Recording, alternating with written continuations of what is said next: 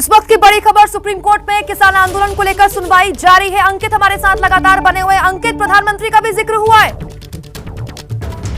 जी बिल्कुल, प्रधानमंत्री का जिक्र करते हुए जो है जो वकील एमएल शर्मा है जो कि एक दावा कर रहे हैं कि वो किसान संगठनों से बात करके आए हैं। उन्होंने कहा कि किसान संगठन ये भी चाहते हैं कि आखिर प्रधानमंत्री सामने क्यों नहीं आ रहे बैठक में, जिसके बाद में सॉलिसिटर जनरल ने बीच में इंटरप्ट किया। उन्होंने कहा है कि ये कृषि मंत्रालय से जुड़ा हुआ मामला है, कृषि मंत्री लगातार बातचीत कर रहे हैं, तो ये जो है प्रधानमंत्री का यहाँ पर आने का क्या औचित्य है। जिसके बाद में मुख्य न्यायाधीश ने भी कहा है कि हम पीएम से तो नहीं कह सकते ना कि वो इस बैठक में शामिल हो, तो इस तरीके की बातें ना की जाए।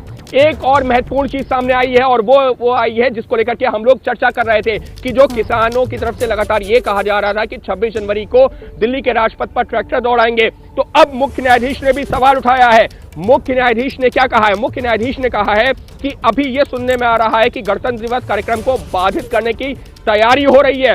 सवाल ये है कि लोग हल चाहते हैं या समस्या को बनाए रखना चाहते हैं। अगर हल चाहते हैं तो ये नहीं कह सकते कि कमेटी के पास नहीं जाएंगे, क्योंकि मुख्य न्यायाधीश ने यह सुझाव दिया है कि कमेटी बना देते हैं, कानून को फिलहाल के लिए जो कानून का क्रियान्वयन है उस पर होल्ड कर देते हैं और आप कमेटी के पास जाइए। लेकिन अगर किसान संगठन ये कहते हैं कि हम कमेटी के पास जाएंगे नहीं और अपनी उसी तरीके की बातों पर लगातार कायम रहते हैं कि हम राजपथ पर ट्रैक्टर दौड़ाएंगे 26 जनवरी को, तो आखिर किसान चाहते क्या है? क्योंकि बिना बातचीत के तो कोई नतीजा निकलेगा नहीं।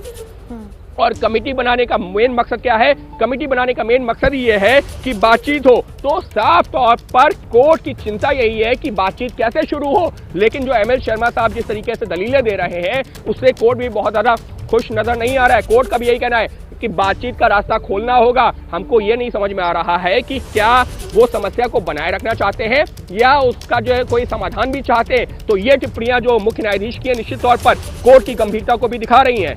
जी बिल्कुल अंकित, लेकिन जिस तरह का रुख आप बता रहे हैं कोर्ट का, इसका मतलब ये है कि कोर्ट हर तरह से ये साफ कर रहा है कि उसके लिए दोनों पक्ष बराबर हैं और दोनों पक्ष के लिए वैसे ही सुप्रीम कोर्ट का जो भी अंतरिम आदेश होगा बराबर होना चाहिए, चाहे वो आपको मंजूर हो या ना हो।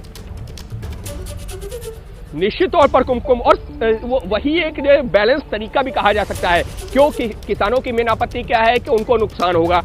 कोर्ट ने क्या कहा कि ठीक है, अगर आपको ऐसा लगता है कि नुकसान होगा तो हम कानून के क्रियान्वयन पर ही रोक लगा देते हैं, यानी कि कानून जमीनी स्तर पर लागू ही नहीं होगा तो आपको नुकसान नहीं होगा, आपकी कोई जमीन नहीं ले पाएगा। कॉर्पोरेट घराने जो उनका जो लगातार किसानों का ये कहना है कि कॉर्पोरेट घराने हमसे हमारी जमीन ले लेंगे, फसल ले लेंगे, तो उस पर जो है कोर्ट ने यही भरोसा दिलाया है कि जब हम कानून के क्रियान्वयन पर ही रोक लगा देंगे तो वो कोई डर रहेगा नहीं। उसके बाद आप बातचीत कीजिए ना, जब तक आप बातचीत नहीं करेंगे तो कैसे मामला सुलझेगा। अंकित, एक और बात, वकील एमएल शर्मा आते हैं। जी अंकित, एक और बात, दिल्ली पुलिस के हलफनामे का जिक्र आपने किया था जिसमें लॉ एंड ऑर्डर को लेकर कहा गया था कि अगर 1.5 लाख ट्रैक्टर दिल्ली एनसीआर में आ गए तो फिर लॉ एंड ऑर्डर का क्या होगा। इसको लेकर क्या सुप्रीम कोर्ट का रुख रहा अभी किसानों की तरफ से? जी उसमें जो है किसानों की तरफ से बस उस पर अभी कोई साफ बात नहीं कही गई और केंद्र सरकार ने वही जो है सवाल खड़ा किया था कि क्यों नहीं हलफनामा देते कि 26 जनवरी को दिल्ली में ट्रैक्टर रैली नहीं करेंगे।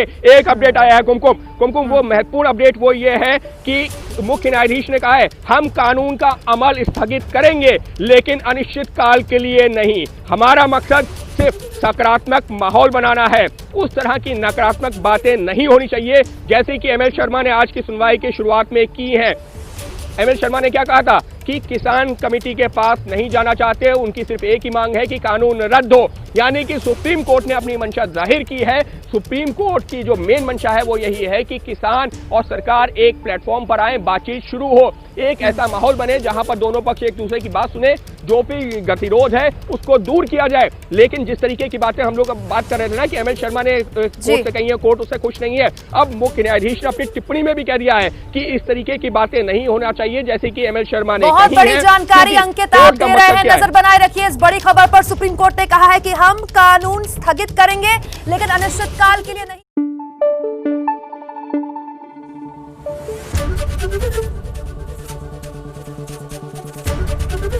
एबीपी न्यूज आपको रखे आगे।